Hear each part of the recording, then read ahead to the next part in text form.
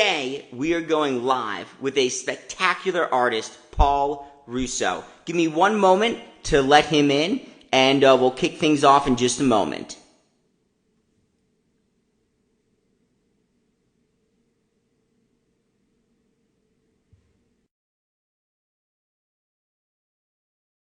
Studio visits that we do through Art Basel and beyond, they're designed to help build deeper relationships with artists. We explore their background, the inspiration behind their pieces, and of course, the artwork and the studio. Hi, Joy. Good morning. Good morning. Paul, pleasure to see you again. Thank you so much for joining us this morning. Well, no problem. Perfect. So, first off, thank you again for taking the time out to do this. I was explaining to the audience before you joined that with these studio visits, the ultimate goal is to build deeper relationships with artists. And, how we do that is by exploring the artist's background, the inspiration behind their work, and then, of course, showcasing both their artwork and the studio. So I thought to begin, we could show folks a piece of your art. It looks like you're standing right in front of one, and everyone can kind of see your very iconic and unique style. So whenever someone sees one of Paul's pieces, it's very obvious that it's a Paul Rousso original. So, Paul, can you tell us a little bit about this piece before we get into some of the questions? Actually, this piece has got quite a bit of drama behind it. Months ago, I got commissioned to do one of these. Okay. And it was to be, not all commissions have a deadline like this, but she was going to have a party and had to have it by the party, her new house, I don't remember, but I said, no problem. So it's usually very easy to get my materials, but after COVID, everything's a little wonky. So the piece comes and it's shattered into a million pieces, and I said, oh, we're going to have to order another one. Oh, no. He goes, okay, my plastics guy. Well, a week later, I called him up and said, well, where is it? Because it usually takes a week. And he said, nowhere in the country can we find this particular item. So I said, well, what are we going to do? And he says, well, I guess we're going to have to order a pallet because we're out of it. And I said, okay, when is it going to come? Oh, 2-3 weeks. And I went, oh, I'm screwed. So I called the gallery. I say, oh, my God, this happened. And so we started calling around. I started giving her options or something. I said, well, maybe I could just send her something in red. There you go. Long story short, we had one in Houston that was about to be shipped to her, and at the last minute, it arrived a week early. And so I was able to complete it, and everybody's happy. Amazing. Well, that's so key. So now that folks have had an opportunity to see a sample of your work, let's talk a little bit about your background. I'd love to know how you got into art and what made you decide to make that leap to become an artist. Well, I started in first grade, the first week of school. My teacher handed out crayons and a white piece of paper and said, today, children, we are going to draw ourselves. And I guess my drawing looked a little better than everybody else's, so she immediately proclaimed to the class that, oh, we have an artist in the class. And she was kind of hot in a Mary Poppins sort of way. And there you go. I just kept it up and never stopped. And now you've got this incredible studio space that Joy is showing us. It's just phenomenal. A lot of the folks in my audience, it's a combination of collectors and artists, but, it just kind of goes back. If you believe in yourself, put in the time, put in the effort, you may be able to become someone as iconic as Paul Rousso. Paul's a modest guy. Iconic, I'll take it. So can you tell us a little bit about your family's background? Were there any artists in the family, or are you kind of like the outlier where you just busted out and started creating some of this incredible work? Busted out, but my older brother certainly was artistic. He became, he wanted to be a graphic designer because it was instilled in him from a young age that you just can't go be an artist. You'll starve to death. You have to be an architect. You have to be a designer or a graphic, or, so he became quite the graphic artist, logo man. He did some very notable logos in his time, and but I fought that idea a lot in my family. Everyone owns a business or something, and so on, and my father constantly going, so when are you going to give up on this pipe dream? And you know, I just never stopped because, well, like all the Walt Disney movies say, you just gotta believe. Absolutely. So Joy has been panning around the studio showing us some of your incredible pieces. You've really developed such a unique style. Can you tell the audience a little bit about how this came to you and how this whole concept, I call it crinkled paper. You probably have a better term for it. If you could just tell us like about it and how you came up with it, that would be amazing. All right, well, this is going to take me a minute. But, go for it.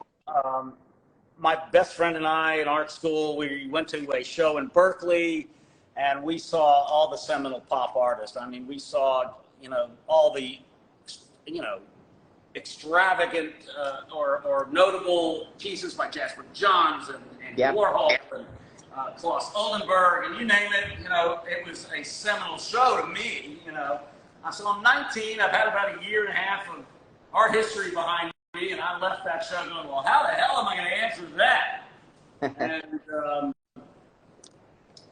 And my friend says, no, everything they painted, everything in that show that was, you know, on the wall anyway, was a painting of something two-dimensional. And I went, you know, you're right. So I kind of thought the century before was about illusion of space and depth. Yeah. Centuries about two-dimensional stuff becoming three-dimensional. Or, excuse me, you know, they were doing paintings of two-dimensional stuff. Yep. And I thought if I could bridge the two, I made up a word waiting for the bus, flat depth. I have to come up with flat depth. I'm 19. I'm just figuring that all great artists, they do something, they elevate something, they invent something. And so when I was 19, I came up with this term. I just made it up. I didn't know what it meant. But it came back in my early 30s, and I just started running after it hard. And there's just piles of work that suck. And I kept looking for it until about I was age 50. Sorry about that. I created the first giant, solid, crumpled up piece of paper.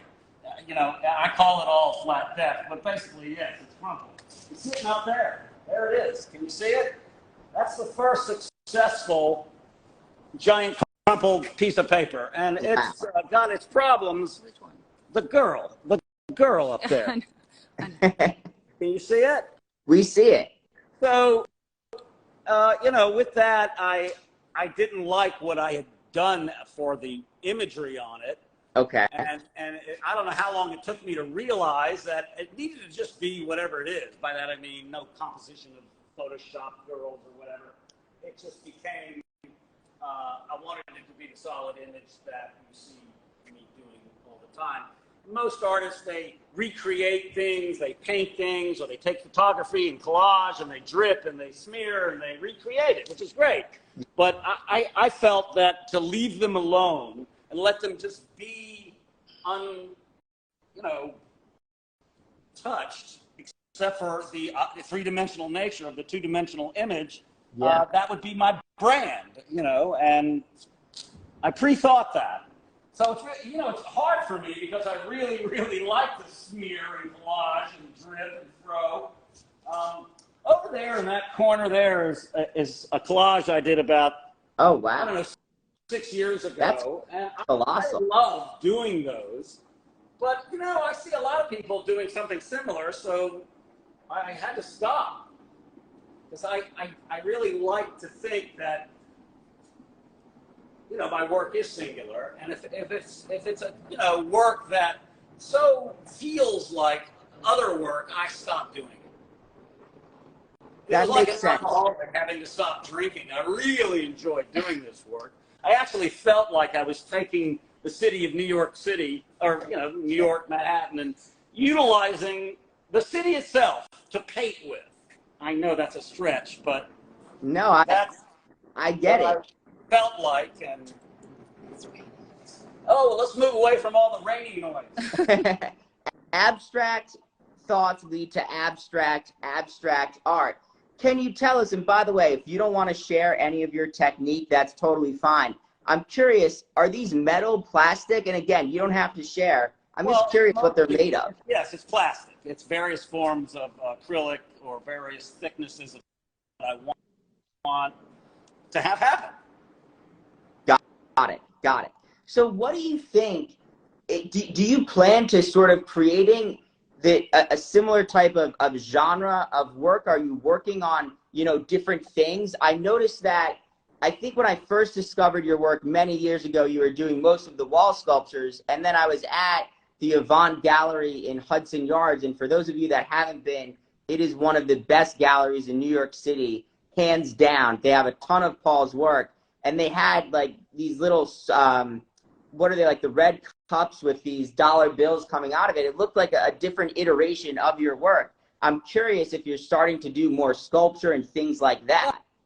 Well, some people, I was shocked once when I showed up to a show in Boston of my work, and it said, Paul Rousso, sculptor. I didn't know I was a sculptor. I don't know. I went from painting to collage to this, and I've always just looked at it as some form of painting, I know, or collage. But anyway, so it just seemed a logical step to have things on pedestals. And I always like taking two things and putting them together that are a little weird, just a little. And so that's for a show in Singapore that's coming up in June. It's June. phenomenal. I love all the colors, the depth, the crinkles. The crinkles are perfect. Do you obsess over these crinkles when you're making these pieces? Do you stand there with your blowtorch trying to figure out like what angle it should come to, or does it automatically happen for you? It's funny you should ask that. It's a good question, because I had to long since stop thinking to do this work. If you think, you're screwed, because you only have a few seconds to do whatever you're going to do. And I kind of established an aesthetic over my whole life, and I pull, I heat up the bill, and then I just look for the spot it goes and mess with it. And if I'm not happy with what happened, I pull out the torch. But that doesn't happen as much as it used to. But I'll get it the way exactly I want it, and I'll move to the next bill and work my way up and decide how the hell I'm going to end it, which is always somewhat of a mystery. But thinking, I find, is bad. Okay, so thinking is prohibitive, but naturalization, we'll call it, is good. So look, we're seeing this massive studio around you. Are you a one-man show, or do you have folks that you're kind of working with to help you, whether it be with the business aspect, creating the pieces? What's kind of like the business of art look like? The business of art. Wow. That's a long, big question. Yes, I have lots of help.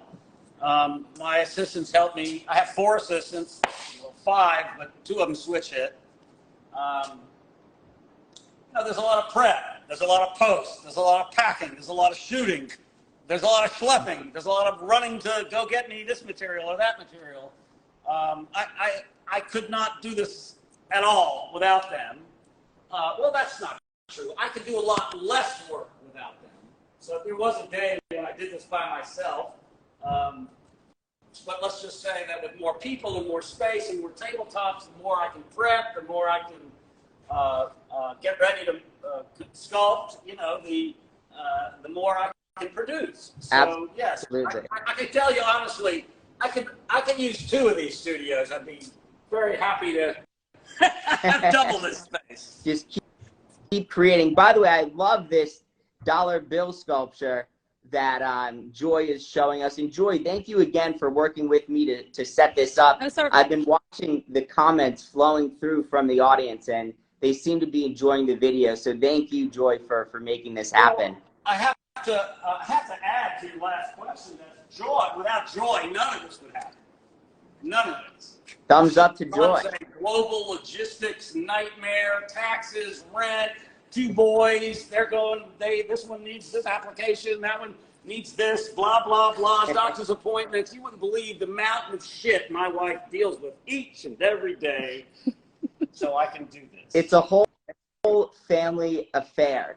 Is there anything, Paul, that you'd like to convey to the audience? Are there any organizations or galleries that you want to give a shout out to? Well, I have, I would say, I haven't really, I'm a little unprepared on that. I have like 5 or 6 galleries that what I would say are my main galleries. I think I'm in more like 10. Joy can tell you that. But, my main galleries are Avant Gallery in Miami, which has 2 locations, and in New York in Hudson Yards, and Laura Rathie in Houston and Dallas. Definitely Samuel Owen in Connecticut. In California, in LA, I have Art Angels.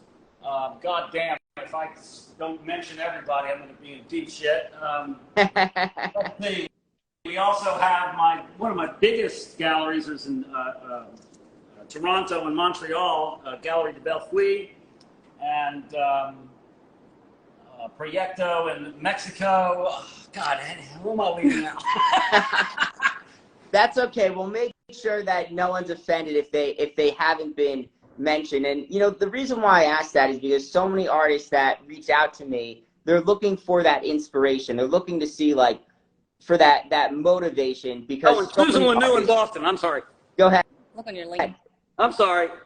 What were you saying? I was just going to say, so many artists look for that inspiration because they're struggling and whatnot. And I think showing them your work in your studio ought to be very inspiring, because it shows that if you really keep at it, you're creating something unique, and you have that business element down too.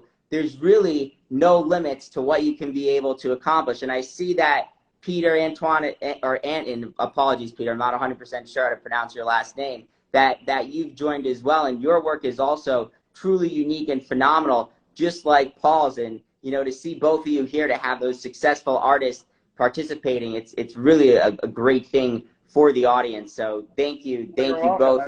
Am I pink? I don't know. I have to tell you, there was 40 years of struggling, and I hustled portraits, logos. I'll design a brochure for you. I will paint your dog. There's a lot of that behind me that got me here. But this business about, I always knew. I didn't always know, but I knew that if I didn't give up, or if I gave up, I would not be a happy person. And lifelong breakthrough about 15 years ago with a giant crumpled bill that I was showing you that piece earlier with the girl on it up high. Yep. I made several pieces like that, and then I thought to make one for myself, because the other pieces was in a desperate attempt to figure out what would sell. So I thought, these graphics and girls and whatever. So I did one for me, and it was a $100 bill. And it was truly art, because I was really struggling and money was a problem and so on. So I got to attack and twist up a $100 bill. And it laid on the floor for quite a few months. I kept thinking these things were, sculptures that stood up on a pedestal or on the floor. And a friend of mine came in and looked at it, and he says, "You get that on the wall when you got some." And so I figured out how to get it on the wall. And once on the wall, my wife posted it on Facebook and said, "My husband finally figured out how to make big money." And another I love it. artist saw that and knew I was struggling, and he showed it to a gallery owner in Miami, Robert Fontaine, and he said, "You get me a couple of those by the end of the week, and I'll hang them in Basel." And I moved heaven and earth and got them down there, and the sky opened up. So it can happen that fast. You really said something really interesting. You said it took you 40 years to become a success. And I interviewed the hyper-realist sculptor, Carol Furman, and she said something very similar. She said it took us I think it was either 20 or 40 years as well. She said to become an overnight success. Yeah, and she said, that's a well put statement. and she said, you know, she said, my first husband divorced me because of my devotion to my art. And she said, but after all that came to a close and everything, and more years of struggle, you know, boom, overnight success. Well, I'm surprised Joy is still with me after all of our struggles, but and now she's knee deep in trying to make this ship sail all the time, and but she put up with a lot. But I guess she must love me because she stuck by me. And we're learning that she's an excellent camera woman too. So, you know, I think at this time, let's open it up to the audience for questions. And we'll give it a sec to see if any questions come through. Paul, really appreciate all the, you know, insight that you've been giving to everyone. I'm obviously a huge fan of your work. Whenever I reach out to artists, I only reach out to artists whose work I really love.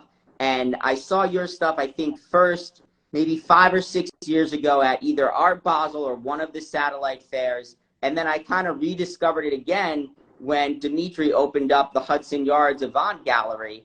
And you have so many pieces there.